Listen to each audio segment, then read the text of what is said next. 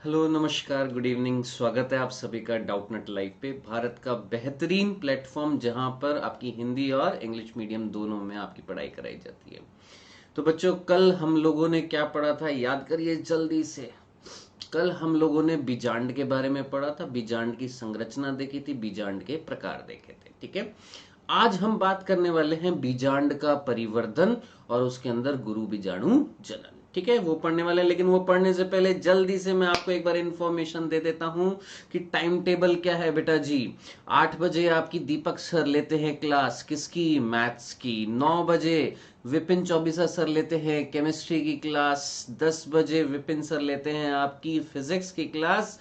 11 बजे मैं आपकी बायो की क्लास लेता हूं और 12 बजे आपकी इंग्लिश की भूमिका मैम क्लास लेती है। कब कब आपको पता ही होएगा, कब कब, मंगलवार को, गुरुवार को और शनिवार को। ठीक है, तो बेटा जी टाइम टेबल अपना मेंटेन कर कर चलें, बिना टाइम वेस्ट किए हुए अच्छे से पढ़ाई करें। देखिए 12th क्लास है आपकी, आपको पता होना चाहिए एक एक सेकंड कीमती है आपके लिए। ठीक है, तो एक एक सेकंड आपके लिए बहुत बेशकीमती है, इसको बिल्कुल भी वेस्ट नहीं करना है। ठीक है, आइए क्विज का आपको पता है बेटा जी, क्विज चल रहे हैं। आपको लास्ट जब लेते हैं तो बीच में आपके क्विज आते हैं, वो बीच में भी आ सकते हैं, लास्ट में भी आ सकते हैं। आपको क्या करना है, डाउटनट ऐप डाउनलोड करनी है। एक और चीज मैं आपको बताना भूल गया था कल, वो ये कि कई सारे बच्चे जब यूट्यूब पे लेक्चर देखते हैं तो वो लाइव चैट करते हैं, कोई प्रॉब्लम नहीं है मुझे, लेकिन जब वो लाइव चैट कर रहे होते हैं तो उनका ध्यान जो है ना वो लेक्चर पर नहीं होता है। तो बेटा जी आप सभी से रिक्वेस्ट है कि ये डाउनलोड करें आपका डाउटनट ऐप, क्योंकि इसमें ना फिर लाइव चैट का ऑप्शन नहीं होएगा, तो आपका डिस्टरबेंस नहीं होएगा, आपका ध्यान सिर्फ और सिर्फ किस पे होएगा, पढ़ाई पर होएगा। जो बच्चे पढ़ने वाले हैं, मैंने कई बार देखा है, कई बच्चे बार बार लाइव चैट में बोलते हैं कि और दूसरे बच्चों से कि भाई शांत हो जाओ, पढ़ने दो। तो बेटा ऐसे बच्चे जो वास्तव में पढ़ रहे हैं लेक्चर को, कृपया करके डाउनलोड करिएगा डाउटनट ऐप। वहां पर आपको इस तरीके से ऐप मिलेगी उस ऐप में आपने जाना है, इस तरीके से ऐप मिलेगी। ठीक है, वहां पर लाइव क्लास का ऑप्शन होएगा, लाइव क्लास में आप सेलेक्ट करेंगे, ऊपर बोर्ड अपना हिंदी मीडियम है कि इंग्लिश मीडियम है। ठीक है, फिर उसके बाद 4th स्लाइड इस तरीके से खुलेगी, वहां पर आपको दिखाई दे जाएगा ऊपर कि लाइव क्लास किसकी चल रही है। आप सेलेक्ट करेंगे, जैसे अभी 11 बजे मेरी चल रही है, आप सेलेक्ट करेंगे, करने के बाद आपके पास चल जाएगी क्लास, चल जाएगी, क्विज आप खेलिएगा। अब फायदा ये है, देखिए दोनों तरीके से फायदा इस ऐप में। एक तो डिस्टरबेंस नहीं मिलेगी, जो पढ़ने वाला बच्चा है वो पढ़ाई करेगा। दूसरा, आपको क्विज अगर खेलना है तो आपको इस ऐप पर आना पड़ेगा, आपको यूट्यूब पर आप क्विज नहीं खेल सकते हो। अब कई बच्चे यूट्यूब पर कमेंट करते रहते हैं ABCD, नहीं, उससे कोई फायदा नहीं है। आपको ऐप पर ही, ऐप पे भी कमेंट नहीं करना, आपको ऐप पे सबमिट करना होगा, आपकी स्क्रीन पर क्वेश्चंस आएंगे। ठीक है, चलिए तो बेटा जी आज हम पढ़ने वाले हैं क्या, गुरु बीजाणु जनन। ठीक है, गुरु बीजाणु जनन पढ़ने से पहले मैं आपको बताऊंगा कि आज हम, इससे पहले गुरु बीजाणु जनन पढ़ने से पहले हम क्या करेंगे, बीजांड का परिवर्धन पढ़ेंगे।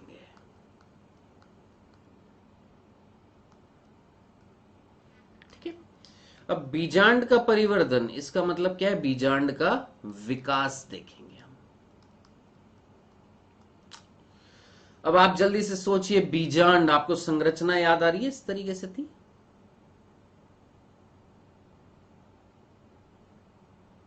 ठीक ना, अब इस संरचना के अंदर जरा जल्दी से मुझे बताएंगे, यहां पर ये वाला भाग जो था अंदर,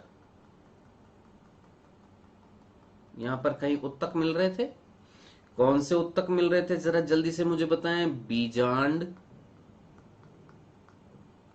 काय, उत्तक।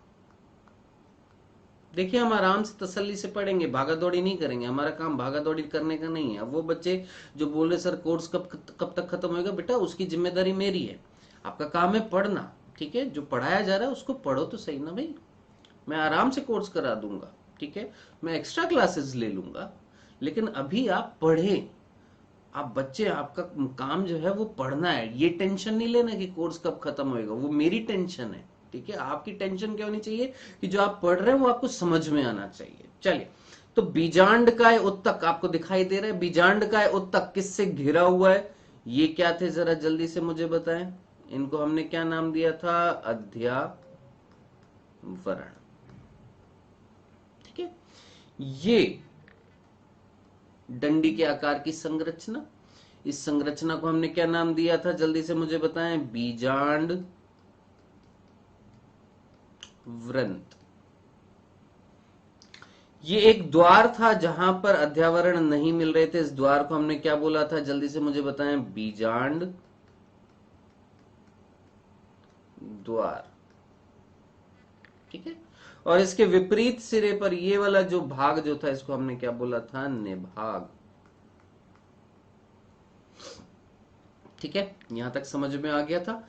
और यहां पर ये जगह जहां पर निभाग और बीजांड वृंत जुड़ रहे थे, इस जगह को हमने क्या नाम दिया था? नाभिका। तो ये संरचना थी। अब हम बात करने वाले हैं इस बीजांड के अंदर, ये जो बीजांड काय उत्तक है, कौन मिल रहा है बेटा जी? ये जो बीजांड है, इस बीजांड के अंदर जो बीजांड काय उत्तक जो है, इस बीजांड काय उत्तक के अंदर क्या क्या कैसे कैसे परिवर्तन आएगा जब ये विकास करेगा। ठीक है, आइए देखिएगा, ध्यान से देखिएगा। इसको मैं हटा देता हूं बेटा जी यहां पर।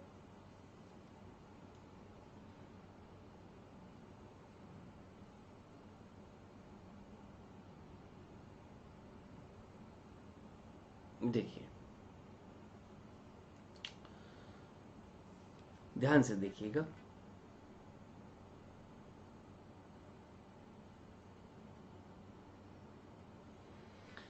हाँ जी, हम बात कर रहे हैं बेटा जी यहां पर किसकी? बीजांडकाय उत्तक की, जो यहां पर मिल रहा था।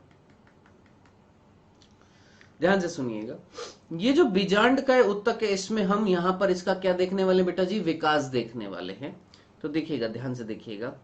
सबसे पहले क्या होता है, जब बीजांड विकास कर रहा होता है, यानी जब बना बना होता है, नया नया बना होता है, तो इसके अंदर जो यहां पर कोशिकाएं मिल रही हैं,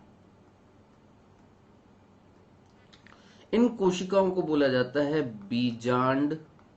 देखिए, सीरीज वाइज स्टेप वाइज पढ़ेंगे। बीजांड काय कोशिका। ठीक है, क्या बोला? सबसे पहला स्टेप, कौन सी कोशिकाएं मिल रही हैं अंदर? बीजांड का उत्तक है, तो उसकी जो कोशिका है उसे मैं क्या बोलूंगा? सॉरी बेटा, बीजांड काय कोशिका बोलूंगा। ठीक है, अब आगे देखिएगा, ध्यान से सुनना। अब विकास के दौरान, ये हम क्या पढ़ रहे हैं? जब क्या हो रहा है? विकास हो रहा है। ठीक है, विकास के दौरान यहां पर ये जो बीजांड काय कोशिका जो है, इनमें से कुछ कोशिका, ध्यान से देखिएगा, कहीं ना कहीं आकार में अंदर ही अंदर क्या होती है? पोषण ले लेती हैं और कोशिकाओं, जैसे और कोशिकाएं क्या हो जाएंगी? मृत हो जाएंगी। सपोज मैं एक कोशिका हूं, मेरे आसपास की जो कोशिकाएं हैं वो क्या हो गई है? मृत हो गई हैं। ठीक है, अब जो कोशिकाएं मर गई हैं उनसे पोषण ग्रहण करके, भाई कोशिकाओं के अंदर पोषण होगा ना, तो मेरे आसपास जो कोशिका है, मैं उनसे क्या ग्रहण करूंगा? पोषण ग्रहण करूंगा, और ग्रहण करके मेरा आकार क्या हो जाएगा? बढ़ जाएगा। तो ऐसी कुछ यहां पर कोशिकाएं मिलेंगी जिनमें से कुछ में से सिर्फ एक आकार में बड़ी हो जाती है। ये देखिए, एक दिख रही है ना आपको? अब ये जो कोशिका जो आकार में बड़ी हुई है, इसको बोला जाता है बेटा जी, याद रखना है क्या? प्रेप्रसू कोशिका। प्रेप्रसू कोशिका।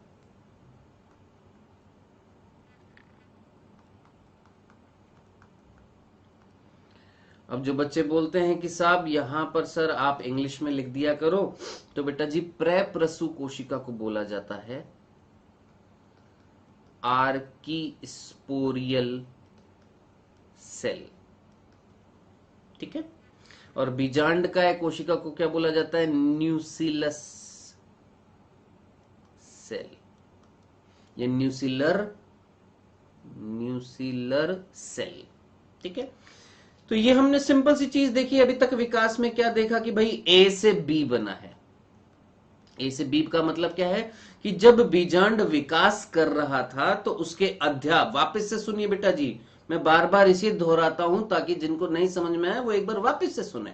देखिए, बीजांड के अंदर विकास के दौरान अध्यावरण के अंदर उत्तक मिल रहा था।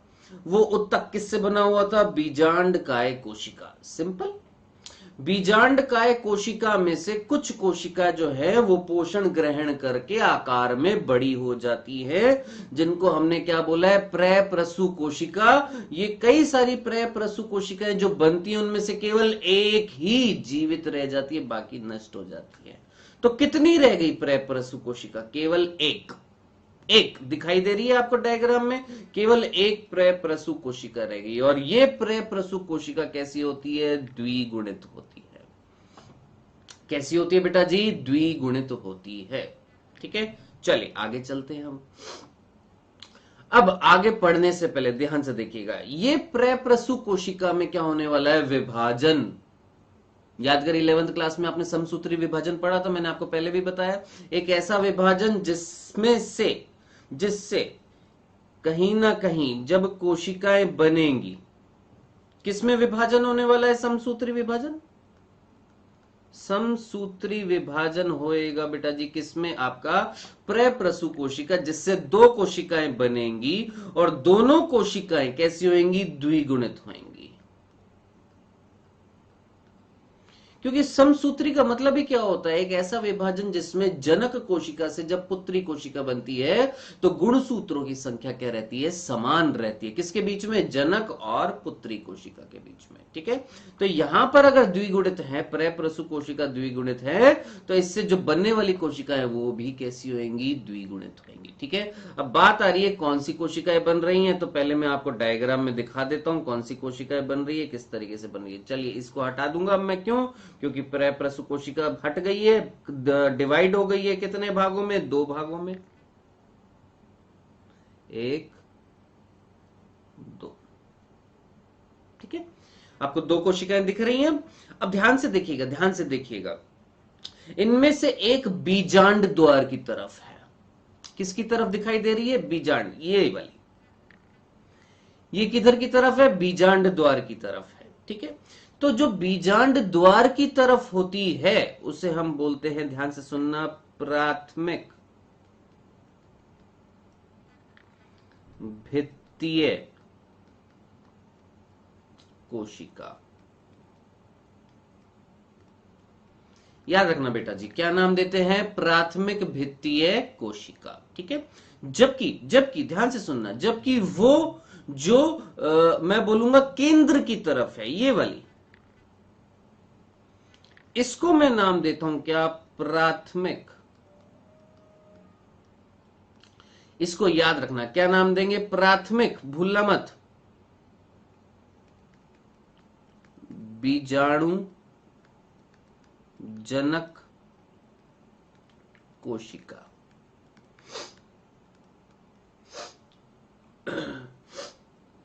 तो दो कोशिकाएं बेटा जी, एक है आपकी प्राथमिक भित्तीय कोशिका और दूसरी है प्राथमिक बीजाणु जनक कोशिका।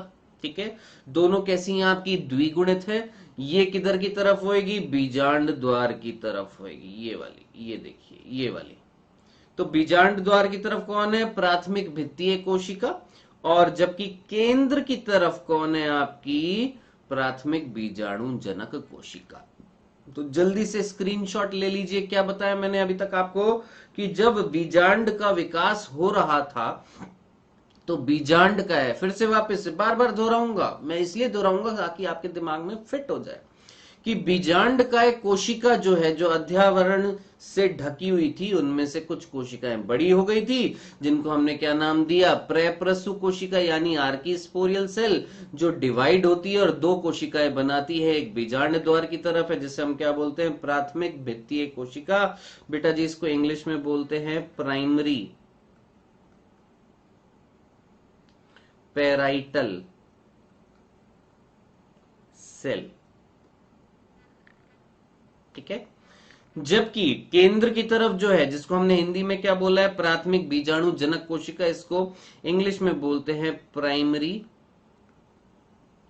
Sporogenous cell. क्या नाम देते हैं, प्राइमरी स्पोरोजीनस सेल्स। ठीक है, तो दो तरह की कोशिका बन गई हैं बेटा जी। मेरे ख्याल से यहां तक की चीज आपको समझ में आ गई होगी। चले आगे, चलिए अब ध्यान से सुनिएगा आगे क्या होएगा। अब मैं ये हटा रहा हूं, जल्दी से स्क्रीनशॉट ले लीजिए बेटा जी।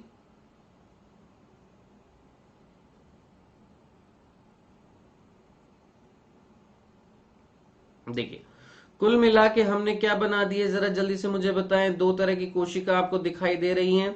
एक कौन सी है, प्राथमिक भित्तीय कोशिका, और एक कौन सी है, प्राथमिक आपकी बीजाणु जनक कोशिका। ठीक है, अब इनका क्या होने वाला है, आइएगा देखिएगा, ध्यान से सुनिएगा बेटा जी। यहां पर देखिए, अब ये दोनों दिखाई दे रही है ना आपको। अब इनमें से मैं इसकी बात अभी नहीं कर रहा। किसकी बात नहीं कर रहा, प्राथमिक बीजाणु जनक कोशिका की बात अभी नहीं कर रहा हूं। पहले किसकी बात कर रहा हूं, फर्स्ट मैं यहां पर देख रहा हूं किसको, प्राथमिक भित्तीय कोशिका को। तो बेटा जी ये प्राथमिक भित्तीय कोशिका, ठीक है, ये प्राथमिक भित्तीय कोशिका जो है,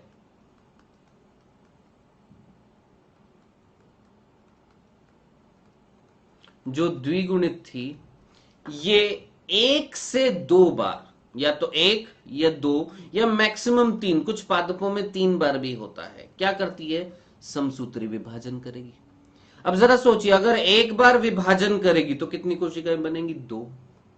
समझ में आ रहा है, ये एक कोशिका अगर एक बार विभाजन करेंगी तो कितनी कोशिकाएं बनेंगी, दो। ठीक है, और अगर दो बार विभाजन करेंगी यानी इन दोनों में वापस से विभाजन होएगा, कितनी बन जाएंगी बच्चों, चार। या मैंने बोला अधिकतम कितनी बार हो सकता है, तीन बार हो सकता है, यानी यहां से और विभाजन होएगा, कितनी बन जाएंगे, एक दो तीन चार पांच छह सात आठ। यानी कहीं ना कहीं प्राथमिक भित्तीय कोशिका एक से तीन बार विभाजन करेगी तो कितनी कोशिकाएं बन जाएंगी, दो से आठ अधिकतम। या तो दो बनेंगी या चार बनेंगी या आठ बनेंगी। ठीक है, इससे ज्यादा विभाजन नहीं होता है किसमें, प्राथमिक भित्तीय कोशिका में। यहां तक की चीज समझ में आ गई है।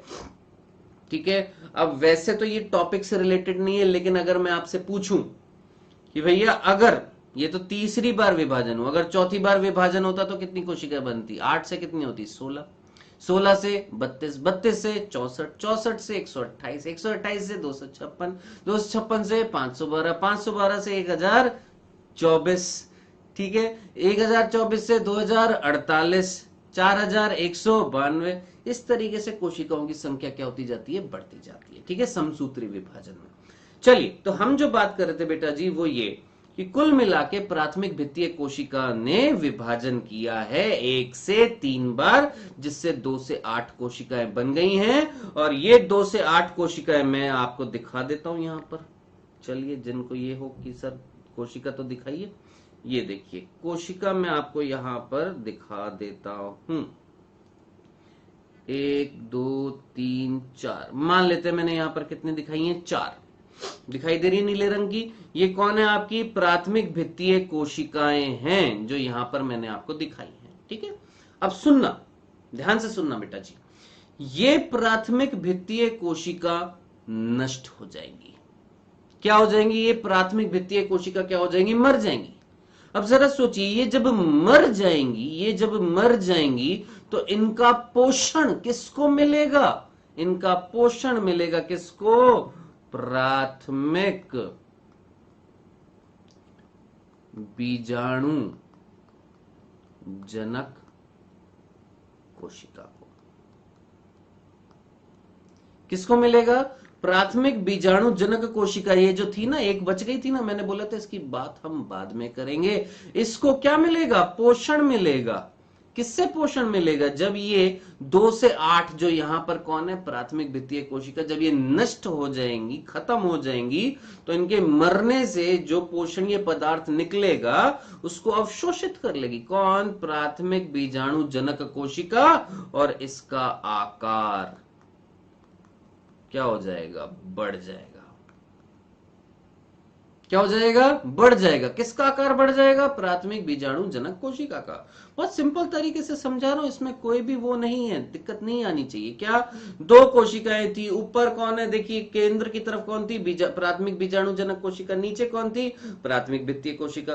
प्राथमिक भित्तीय कोशिका ने 1 से 3 बार विभाजन किया तो 2 से 8 कोशिकाएं बन गई है। मैंने यहां पर 4 दिखा दी। ये नष्ट हो जाएंगी तो इसका पोषण इसको मिल जाएगा, ये आकार में बड़ी हो जाएगी। जब ये आकार में बड़ी हो जाएगी तो इस आकार में बड़ी हुई इस कोशिका को हम बोलते हैं, ध्यान से सुनना, क्या? गुरु बीजाणु मात्र कोशिका। क्या नाम दिया बच्चों? गुरु बीजाणु मात्र कोशिका। जो कैसी है बेटा जी? आपकी द्विगुणित है। कैसी है बेटा जी? द्विगुणित है। ठीक है, तो मेरे ख्याल से ये चीज आपको समझ में आ गई होगी। अब मैं आपको दिखा भी देता हूं ताकि आपको कंफ्यूजन ना हो। आइए देखिए, अब देखिए यहां पर ये प्राथमिक भित्तीय कोशिका जो थी ये वाली नष्ट हो जाएंगी। हो गई नष्ट, हटा दिया मैंने यहां से। चलो जी ठीक है। इन्होंने अपना पोषण किसको दे दिया? प्राथमिक भित्तीय प्राथमिक बीजाणु जनक कोशिका को दे दिया। तो ये आकार में ये क्या हो जाएगी? बड़ी हो जाएगी। क्या हो जाएगी? आकार में बड़ी हो जाएगी। और जब ये आकार में बड़ी हो जाएगी, ये जब आकार में बड़ी हो जाएगी तो इसको हमने क्या नाम दिया? जरा जल्दी से मुझे बताएं। ये जब आकार में बड़ी हो जाएगी तो ये देखिए, ये आकार में बड़ी हो गई है। ठीक है, कौन? आपकी प्राथमिक बीजाणु जनक कोशिका आकार में बड़ी हो जाएगी तो इसे मैं क्या नाम दूंगा? गुरु बीजाणु मात्र कोशिका। बताएं, यहां तक की कहानी आपको समझ में आई कि नहीं आई? आ गई है ना? चलिए, अब कुल मिला के हमने किसका निर्माण कर दिया है? गुरु बीजाणु मात्र कोशिका। बेटा जी इसको इंग्लिश में बोला जाता है, ये भी सुन लीजिए, क्या? Mega spore mother cell. याद रखिएगा, क्या नाम देते हैं? मेगा स्पोर मदर सेल, गुरु बीजाणु मात्र कोशिका। ठीक है बेटा जी, तो ये गुरु बीजाणु मात्र कोशिका जो कैसी है? द्विगुणित है। अंदर किसके अंदर बन गई है? बीजांडकाय उत्तक है यहां पर। अभी भी देखिए हरा हरा सा कौन है? बीजांडकाय उत्तक। उसके बीच में किसका निर्माण कर दिया हमने? गुरु बीजाणु मात्र कोशिका जो कैसी है? द्विगुणित है। चले आगे, आइए अब आगे चलते हैं। देखिएगा, अब हम पढ़ने वाले हैं क्या? गुरु बीजाणु जनन। अब आप मुझे बताएं, यहां पर आपको कहीं ना कहीं इंग्लिश में कहीं लिखा हुआ है मेगास्पोर मदर सेल। देखिएगा लेफ्ट साइड में इंग्लिश में लिखा हुआ है मेगास्पोर मदर सेल, लिखा हुआ है ना। चलिए मैं आपको पिछले वाले पर ले चलता हूं। ये देखिए मेगास्पोर मदर सेल, मैंने बोला किसको बोला? गुरु बीजाणु मात्र कोशिका को मैंने क्या बोला? Megaspore mother cell. ठीक है, मैं इसको यही समझाता हूं ताकि आपको अच्छे से समझ में आ जाएगा। वो इंग्लिश वाली चीज है, शायद आपको समझ में ना आए, पहले मैं यहीं पे समझाता हूं। आइए देखिए, तो बेटा जी हम लोगों ने गुरु बीजाणु मात्र कोशिका का क्या कर दिया है? निर्माण कर दिया है। ठीक है, अब मैं इस गुरु बीजाणु मात्र कोशिका को बाहर निकाल रहा हूं समझाने के लिए। देखिए ये हमारी गुरु बीजाणु मात्र कोशिका है जिसके अंदर द्विगुणित क्या था? केंद्रक है। कोई दिक्कत तो नहीं थी? समझ में आ रहा है ना? ये कौन है? हमारा द्विगुणित केंद्रक है। और ये कौन है? गुरु बीजाणु मात्र कोशिका। चलिए लिख देता हूं, गुरु बीजाणु मात्र कोशिका। ठीक है, कैसी है बेटा जी? द्विगुणित है। ठीक है, अब क्या होने वाला है ध्यान से सुनिएगा। ये गुरु बीजाणु मात्र कोशिका के अंदर होएगा अर्धसूत्री विभाजन। सीधा सीधा एक ही लाइन में झट से खत्म किया मैंने। क्या? इस गुरु बीजाणु मात्र कोशिका में क्या होएगा? अर्धसूत्री विभाजन। जल्दी से आंसर मुझे बताएं। अर्धसूत्री विभाजन जब पूरा हो जाएगा तो कितनी कोशिकाएं बनेंगी? 2 बनेंगी कि 4 बनेंगी? फटाफट आंसर दीजिए बेटा जी। इतना तो मैं एक्सपेक्ट कर सकता हूं आप लोगों से कि आप सही आंसर देंगे। ठीक है, जल्दी से मुझे बताएं। इस गुरु बीजाणु मात्र कोशिका में जब अर्धसूत्री विभाजन होएगा,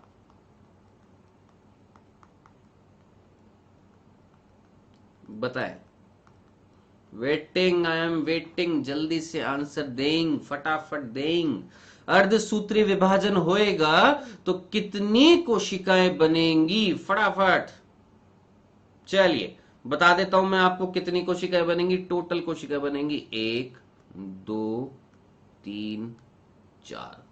अब जिनको बच्चों को पता नहीं है तो याद रखना, अर्धसूत्री विभाजन कितने भागों में बटा होता है? 2। अर्धसूत्री विभाजन प्रथम और अर्धसूत्री विभाजन द्वितीय। जब ये दोनों हो जाते हैं टोटल 4 कोशिकाएं बनती हैं। और ये चारों कोशिकाओं में जरा सोचिए, नाम मेरा अर्धसूत्री। समसूत्री क्या था? जब ऐसा विभाजन जिसमें जनक कोशिका और पुत्री कोशिका के बीच में गुणसूत्रों की संख्या क्या थी? समान थी, तो हमने क्या बोला था? समसूत्री। अब वर्ड क्या आ रहा है? अर्धसूत्री। अर्ध का मतलब क्या होता है? आधा। यानी जनक कोशिका और पुत्री कोशिका में अगर मैं गुणसूत्रों की संख्या देखूं तो जनक कोशिका में जितनी है उसकी आधी हो जाएगी। किसमें? पुत्री कोशिका में। इसीलिए इसको हम क्या बोलते हैं? अर्धसूत्री विभाजन। तो यहां पर जो केंद्रक होएगा वो कैसा हो जाएगा? अगुणित। कैसा हो जाएगा बेटा जी? अगुणित हो जाएगा। समझ में आ गया? अब आप मुझे बताएं, कहीं ना कहीं गुरु बीजाणु मात्र कोशिका से ये जो 4 कोशिकाएं बनी है अर्धसूत्री विभाजन के बाद में, ये चारों कोशिकाओं को हम क्या बोलते हैं? याद रखना, गुरु बीजाणु। क्या नाम दिया बेटा जी? गुरु बीजाणु। इंग्लिश में बोलते हैं मेगास्पोर। ये कौन थी? Megaspore, mother cell. और ये क्या बन गई है? मेगास्पोर। गुरु बीजाणु मात्र कोशिका से क्या बना दिया है? गुरु बीजाणु यानी मात्र कोशिका से क्या बन गए हैं? गुरु बीजाणु बन गए अर्धसूत्री विभाजन करके। यहां तक आपको समझ में आया है? अब आपसे कोई पूछे कि ये क्या है, ये आपने क्या किया है, यही क्या कहलाता है? मेगास्पोरोजेनेसिस, यानी गुरु बीजाणु जनन। इसी प्रक्रिया को हम क्या बोलते हैं? गुरु बीजाणु जनन। तो बेटा जी जरा जल्दी से मुझे बताइए, बोर्ड में 12th के बोर्ड में क्वेश्चन पूछा जाता है गुरु बीजाणु जनन से, गुरु बीजाणु जनन क्या होता है समझाएं। ठीक है, तो आप क्या बताएंगे? गुरु बीजाणु जनन क्या होता है? ये जो पूरी प्रक्रिया मैंने आपको बताई है उसमें क्या चीज बताई थी? कहीं ना कहीं जल्दी से फटाफट रिवाइज करें। आइए, सबसे पहले हमने क्या पढ़ा? देखिए देखते किस को याद है। सबसे पहले हमने क्या पढ़ा? अध्यावरण के अंदर कौन मिल रहा था? बीजांडकाय उत्तक, जिसके अंदर कुछ कोशिकाएं आकार में बड़ी हो गई, जिनका नाम क्या था? जरा जल्दी से मुझे बताएं। प्रप्रसु कोशिका। प्रप्रसु कोशिका ने विभाजन किया, 2 कोशिकाएं बनाई। बीजांड द्वार की तरफ जो थी प्राथमिक भित्तीय कोशिका, अंदर की तरफ जो थी प्राथमिक बीजाणु जनक कोशिका। प्राथमिक भित्तीय कोशिका विभाजन करती है 1 से 3 बार, 2 से 8 कोशिकाएं बनती है, जिन जो वापस से क्या हो जाएंगी? नष्ट हो जाएंगी, और नष्ट होकर न्यूट्रिशन पोषण इसको दे देंगे। किसको? प्राथमिक बीजाणु जनक कोशिका को। अब ये प्राथमिक बीजाणु जनक कोशिका आकार में बड़ी हो जाएगी, जिसको हमने क्या बोला है? गुरु बीजाणु मात्र कोशिका। ये गुरु बीजाणु मात्र कोशिका क्या करेगी? अर्धसूत्री विभाजन करेगी और 4 छोटी छोटी छोटी छोटी क्या बना देंगी? गुरु बीजाणु बना देंगी। इस प्रक्रिया को हमने क्या बोला है? गुरु बीजाणु जनन। बताएं यहां तक की कहानी आपको समझ में आई कि नहीं आई? आ गई है ना? चलिए, तो ये मैं आपको एक बार इस डायग्राम में दिखा देता हूं। देखिए यहां पर कहीं मेगास्पोर मदर सेल है। मेगास्पोर मदर सेल कौन थी बेटा जी? आपकी गुरु बीजाणु मात्र कोशिका। यहां पर देखिए ये कौन है? मेगास्पोर मदर सेल कौन है? गुरु बीजाणु मात्र कोशिका। आपको एक हरे रंग की कहीं हरे रंग की देखिएगा यहां पर, ये हरे रंग की दिखाई दे रही है नहीं दिखाई दे रही है, ठीक है। कौन है ये? गुरु बीजाणु मात्र कोशिका, जो विभाजन करके क्या बना रही है? अर्धसूत्री। मियोसिस कहीं लिखा हुआ है, मियोसिस क्या होता है? अर्धसूत्री विभाजन। और क्या बना दिए हैं? मेगास्पोर बना दिए हैं। 4 मेगास्पोर लिखा हुआ है। मेगास्पोर मैंने आपको बताया क्या था? गुरु बीजाणु। यहां तक की कहानी समझ में आ गई है। चलिए मैं इसको डायग्राम में भी दिखा देता हूं यहां पर फटाफट आपको। अब ये हट जाएगी, ठीक है। और 4 क्या बन जाएंगी आपकी बेटा जी? 1 2 3 4। 4 क्या बन गई हैं? जरा जल्दी से मुझे बताएं फटाफट। ये 4 कौन है? ये 4 हैं बेटा जी हमारी कौन? गुरु बीजाणु, ठीक है। अब देखिए इन 4 में से, ध्यान से सुनिएगा, इन 4 में से ये वाली जो है और बाकी 3 आपको दिखाई दे रही हैं। बाकी 3 को मैं बोल सकता हूं कि ये बीजांड द्वार की तरफ है। बाकी 3 किधर की तरफ है? जल्दी से मुझे बताएं, किधर की तरफ है? बीजांड द्वार की तरफ दिखाई दे रही है ना। तो बीजांड द्वार की तरफ जो दिखाई दे रही है बेटा जी आपको, ये 3 किधर की तरफ है? ये बीजांड द्वार की तरफ है। और ये बेचारी बची हुई एक किधर की तरफ है? जरा सोचिए, निभाग की तरफ है। समझना, धीरे धीरे समझना। क्या 4 आपकी दिखाई दे रही है? ये 4, ठीक है। इनमें से ये जो 3 जो है नीचे की तरफ, किधर की तरफ? बीजांड द्वार की तरफ जो है।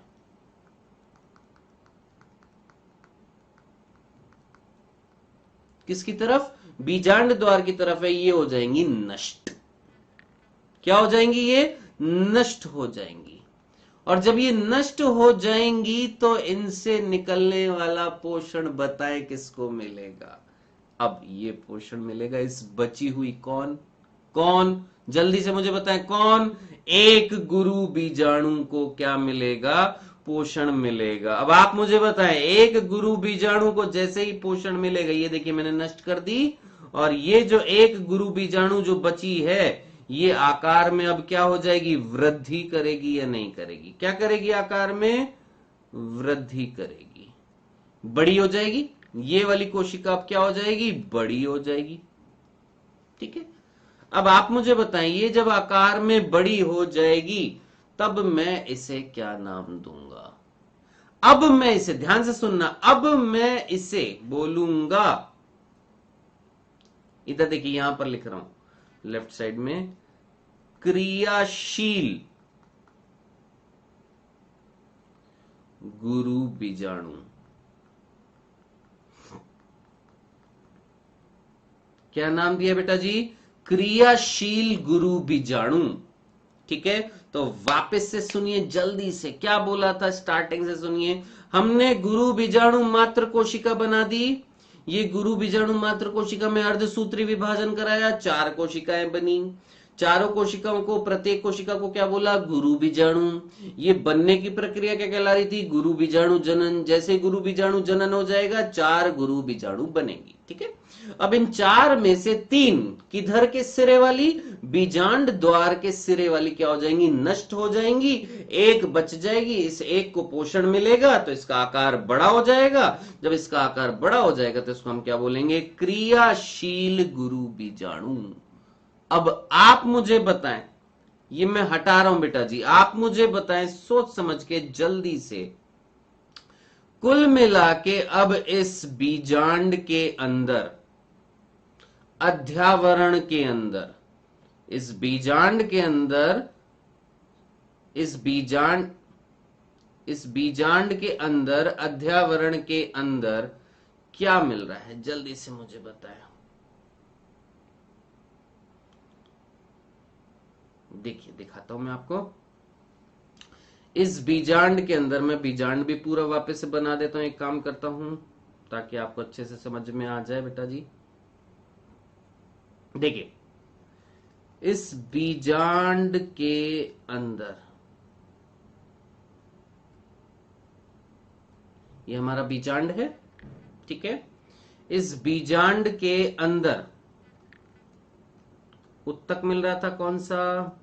बीजांड काय उत्तक, ठीक है। और आखिरी में हमने यहां पर जो कोशिका बनाई है वो बड़ी सी एक कोशिका है जो अगुणित है, क्योंकि कौन था वो? गुरु बीजाणु था। बस आकार में ही तो बड़ा हो गया। इस आकार में इस बड़ी हुई इस कोशिका को हमने क्या बोला है? क्रियाशील गुरु बीजाणु। ठीक है। अब ना ये एक, आप सोचे कि सर एकदम से याद हो जाए, एक बार में याद हो जाए, तो बेटा जी ऐसा तो कभी नहीं होएगा। आपको बार बार पढ़ना पड़ेगा, दोहराना पड़ेगा, तभी समझ में आएगा, तभी याद होएगा। ठीक है। आइए जल्दी से आगे चलते बेटा जी, फटाफट देखते हैं यहां पर। अब ये क्रियाशील गुरु बीजाणु का क्या होने वाला है? आइए इस क्रियाशील गुरु बीजाणु को बाहर निकालते हैं। इसके अंदर एक केंद्रक था, कैसा था? अगुणित था। ठीक है। अब देखिएगा, ध्यान से देखिएगा क्या होता है बेटा जी। मैं इसको यहां से थोड़ा सा साइड में हटा देता हूं ताकि आपको आसानी से समझ में आए। ठीक है। ये क्रियाशील गुरु बीजाणु था जिसको मैंने बाहर निकाला है। चलिए यहां से अलग से दिखाता हूं। देखिए ये हमारा क्रियाशील गुरु बीजाणु है। कौन है बच्चों? क्रियाशील गुरु बीज। आप बोलेंगे सर अभी तक क्विज नहीं आई, आने वाली है। ये कौन है? क्रियाशील गुरु बीजाणु है। कौन है बेटा जी? क्रियाशील गुरु बीजाणु।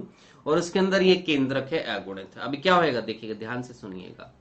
आप याद करिए, आप लोगों ने 11th क्लास में समसूत्री विभाजन पढ़ा था। विभाजन जब होता है तो पहले कोशिका द्रव्य का विभाजन होता है कि केंद्रक का विभाजन होता है? याद करिए, पहले किसका विभाजन होता है? केंद्रक का। फिर किसका विभाजन होता है? कोशिका द्रव्य का, है ना। पहले होता है कैरियोकाइनेसिस, फिर क्या होता है? साइटोकाइनेसिस। याद करिए, ऐसा कुछ पढ़ा था? नहीं पढ़ा था तो जल्दी से ध्यान से सुन लीजिए। यहां पर मैं जो चीज बताने वाला हूं, ये केंद्रक है, ये विभाजन करेगा। कितने केंद्रक बनाएगा? 2। और दोनों केंद्रक ध्रुवों पर पहुंच जाएंगे। कहां पर पहुंच गए बेटा जी? आपके ध्रुवों पर पहुंच गए हैं। कौन? केंद्रक।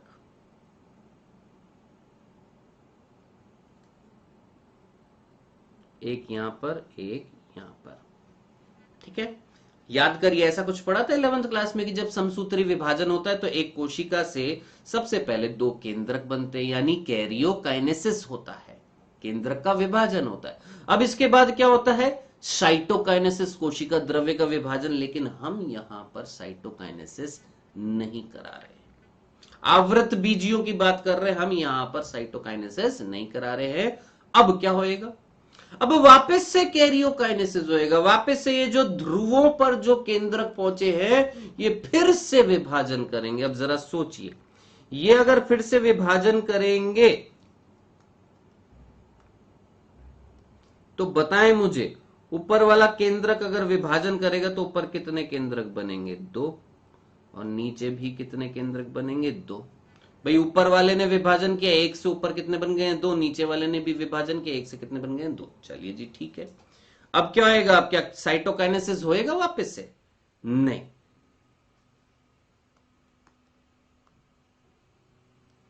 अब क्या होएगा देखिएगा, ध्यान से देखिएगा।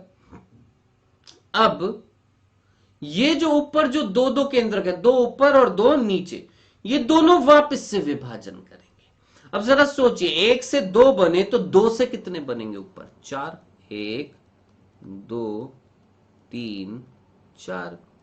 1 2 3 4। कोई दिक्कत तो नहीं है? चलिए जी बहुत अच्छी बात है।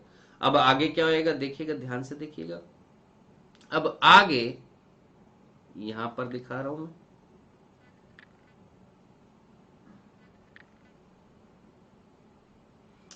यहां पर जो ऊपर 3 केंद्रक हैं वो तो यहीं रहेगा, और नीचे वाले भी 3 केंद्रक यहीं रह गए।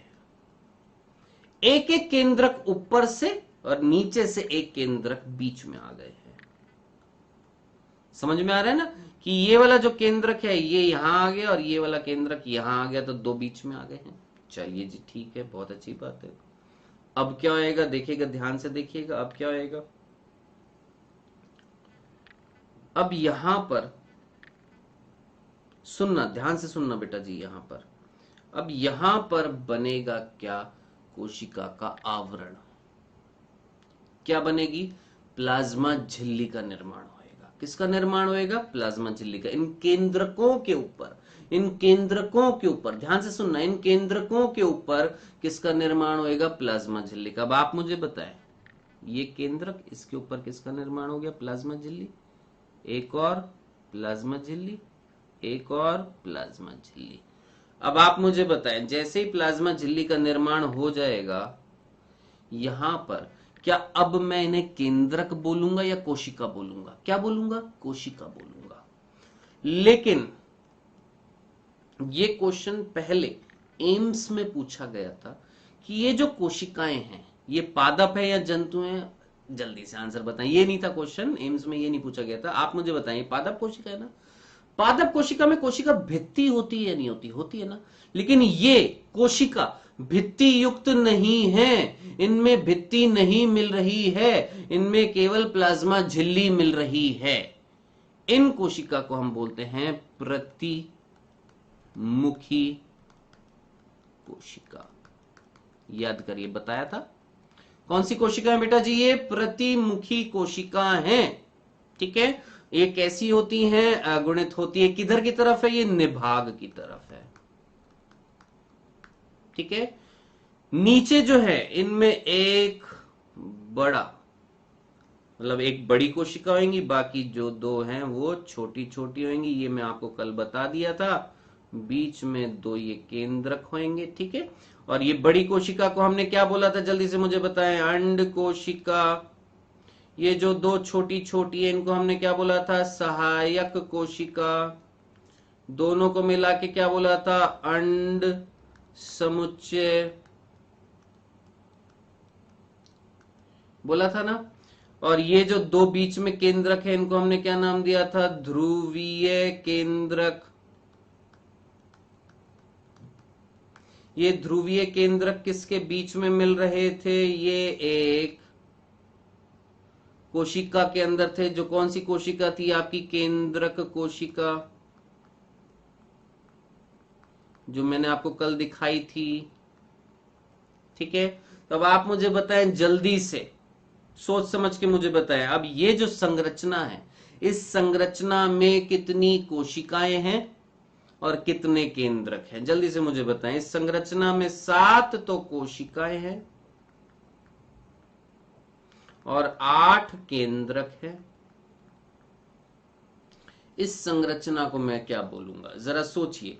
हमने शुरुआत कहां से की थी? इस प्राथमिक, ये वाली कोशिका से की थी ना। इस कोशिका को मैंने क्या बोला था? क्रियाशील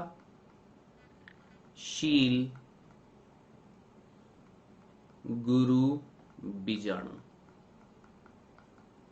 क्या नाम दिया था? क्रियाशील गुरु बीजाणु बोला था। लेकिन अब ये क्रियाशील गुरु बीजाणु में अंदर केंद्रक विभाजन कर करके 8 केंद्रक बना दिए और फिर उनके अंदर कोशिका झिल्ली का निर्माण हो गया। 7 कोशिकाएं बन गई हैं। अब क्या मैं इसे गुरु बीजाणु बोलूंगा? नहीं, अब मैं इस संरचना को बोलूंगा भ्रूण कोश।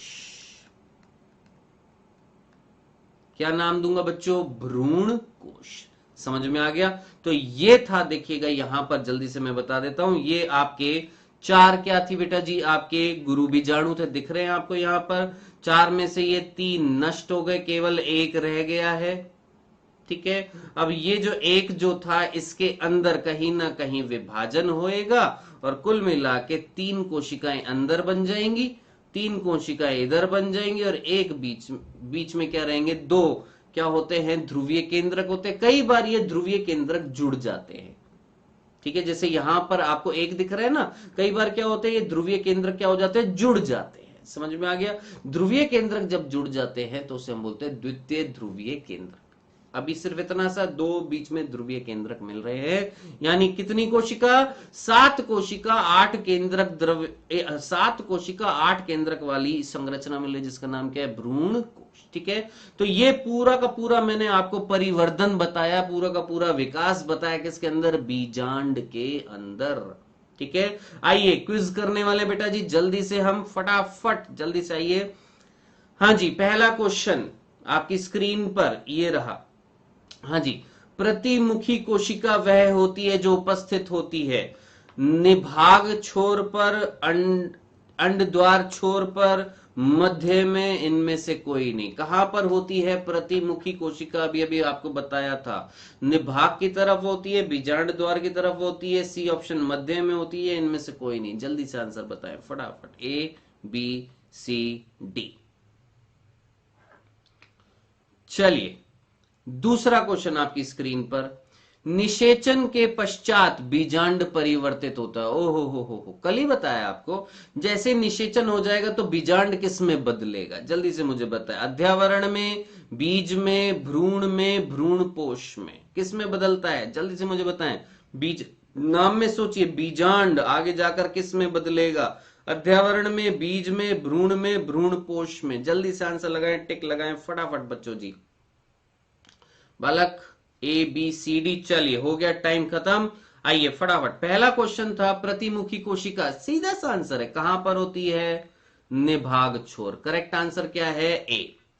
दूसरा, निषेचन के पश्चात बीजांड किस में बदलता है? भैया बहुत सिंपल क्वेश्चन, किस में बदलता है? बीज में। बताएं, जो रेगुलर पढ़ रहे फटाक से आंसर देंगे। चलिए आगे चलते बेटा जी, जल्दी से एक छोटा सा टॉपिक और रह रहा है, उसको फटाफट खत्म करते हैं। ये देखिएगा, देखिए कहीं ना कहीं हम जानते हैं कि पराग कण आ गए हैं वर्तिकाग्र पर, ठीक है। अंकुरित होंगे और क्या निकालेंगे? पराग नलिका निकालेंगे, ठीक है, जो किसके अंदर जाएगी? बीजांड के अंदर जाएगी। अब बीजांड में कहां से होते हुए जाएगी? वो 3 जगह से होते हुए जा सकती है। सबसे पहला बीजांड द्वार से, बीजांड द्वार से, यानी बीजांड द्वारीय प्रवेश, इसको इंग्लिश में बोलते हैं पोरोगैमी। क्या नाम देते बेटा जी? पोरोगैमी, ठीक है।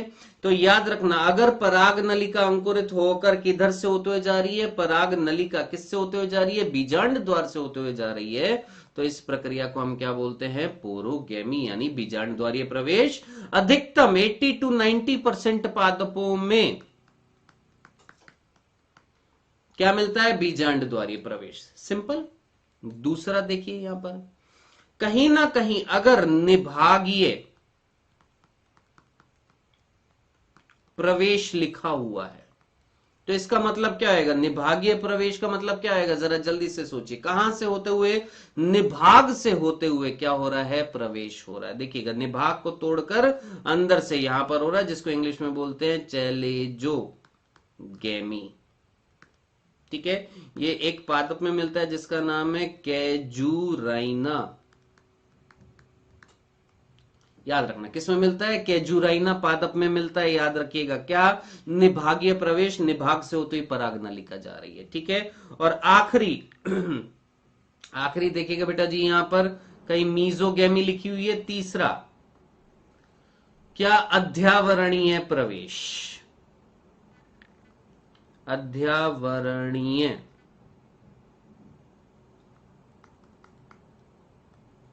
प्रवेश। अब जरा सोचिए, अध्यावरणीय प्रवेश मतलब अध्यावरण को तोड़ते हुए अंदर की तरफ जाएगी, भ्रूण कोश के अंदर, भ्रूण कोश के अंदर जा रही है ये सब, ठीक है। कौन? पराग नलिका। तो इसको हम क्या बोलेंगे इंग्लिश में? मीजोगैमी। जो किसमें मिलती है बेटा जी? मैं यहां पर ऊपर लिख दे या नीचे लिख देता हूं, यहां पर जगह नहीं है, चलिए यहां लिख देता हूं, कुकुरबिटा।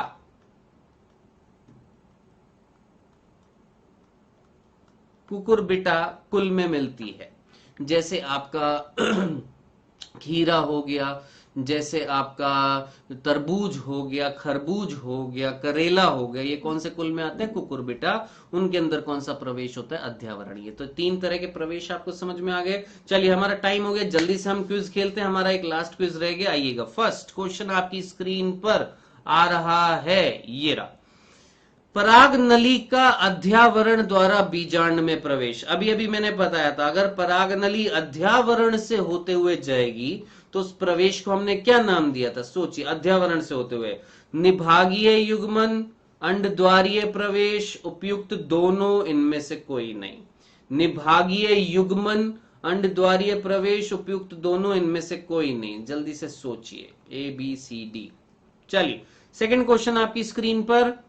पराग नलिका का बीजांड द्वार से बीजांड काय में प्रवेश, यानी बीजांड द्वार से होती हुई जाएगी तो क्या कहलाएगी? पहला पोरोगेमी, दूसरा डाइकोगेमी, तीसरा जीनोगेमी और चौथा मीजोगेमी। जल्दी से मुझे बताए, ए बी सी डी, फटाफट जल्दी से आंसर आना चाहिए। Porogamy, dichogamy, xenogamy, mesogamy.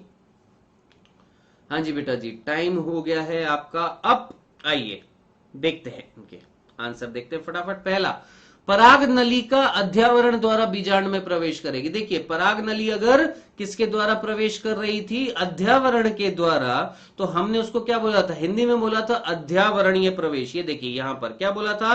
अध्यावरणीय प्रवेश या मीजोगेमी। यहां पर कहीं लिखा हुआ है ऐसा? कहीं ना ही अध्यावरणीय प्रवेश लिखा हुआ है, ना ही मीजोगेमी लिखा हुआ है, यानी करेक्ट ऑप्शन क्या है? यहां पर डी है। कौन सा है बच्चों? डी क्या है? करेक्ट ऑप्शन है ये डी। ठीक है, इनमें से कोई नहीं।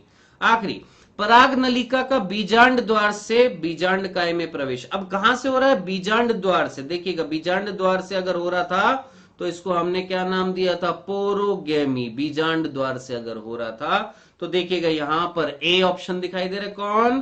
पोरोगेमी। करेक्ट आंसर क्या हो जाएगा? ए। ठीक है, तो ये बेटा जी आज की क्लास थी। आज हमने क्या पढ़ा है? गुरु बीजाणु जनन सॉरी, आज हमने क्या पढ़ा है? बीजांड का विकास। बीजांड के विकास के दौरान हमने क्या पढ़ा था? गुरु बीजाणु जनन। और फिर उसके बाद हमने भ्रूण कोश का निर्माण पढ़ा। भ्रूण कोश के अंदर हमने कोशिकाएं देखी हैं। पराग नलिका का हमने सिंपल सा चीज देखा कि कहां से होते हुए जा रही है। ठीक है, अब कल हम पढ़ेंगे क्या? पराग स्त्री केसर संकर्षण। ठीक है, जिसमें देखेंगे कि कैसे पराग नलिका निकलती है, कैसे पराग कण अंकुरित होता है, पराग नलिका होते हुए कैसे जाएगी, ये मैंने आपको बता दिया है। अब कौन लेकर जाएगा, किस तरीके से संकर्षण होएगा, वो हम कल पढ़ेंगे। ठीक है, साथ ही साथ द्विनिषेचन पढ़ेंगे जो बहुत बहुत बहुत इंपॉर्टेंट है। ठीक है, चलिए मिलते हैं कल। Take care, bye bye, thank you so much.